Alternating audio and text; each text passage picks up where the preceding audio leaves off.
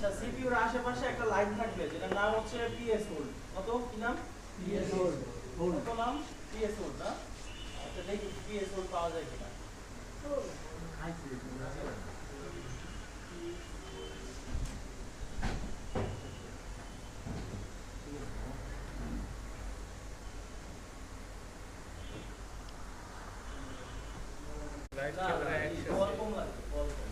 Complete করে complete. হ্যাঁ এদিকে তাকান। শুনেন যে কোনো কোয়ালকম সিপিইউ ওয়ালা যে কোনো ফোন তো আমার যদি সিপিইউ যদি ভালো থাকে তাহলে কিভাবে বুঝবো সিপিইউর একটা লাইন আছে ওই লাইনের মধ্যে যদি 120 ভোল্ট পাওয়া যায় তাহলে সিপিইউ ভালো। ঠিক আছে? আর এই লাইন নাম হচ্ছে পিএস হোল্ড। যদি সিপিইউর আশেপাশে আপনি বিটম্যাপ ডায়াগ্রাম বের করে এক একটা তীর করে বুঝবেন। হ্যালো পিএস ও সই দেই না তাই কি লাইন ওটা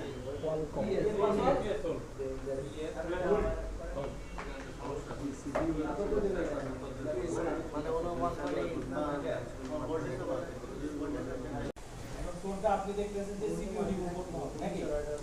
তো সিপিইউ ইএমএমসি র‍্যাম তিনটাই আপনি রিমুভ করা শুরু করুন। এখন রিমুভ করার সময় সিপিইউটা আগে রিমুভ করে বসেন।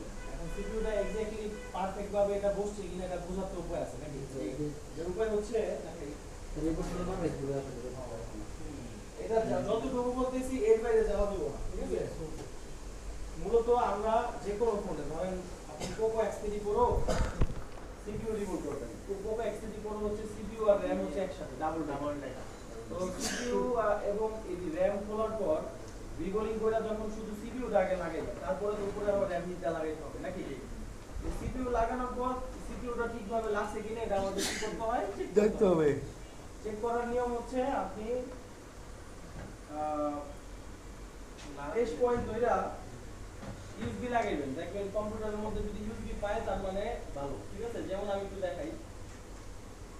দেখেন আমাদের মাউসটা নিছিলাম কোন জায়গায় স্টার্টে। হ্যাঁ তারপর এখান থেকে রাইট ক্লিক করবেন। দেন হচ্ছে এখান থেকে ডিভাইস ম্যানেজারে দিবেন। কোথায়?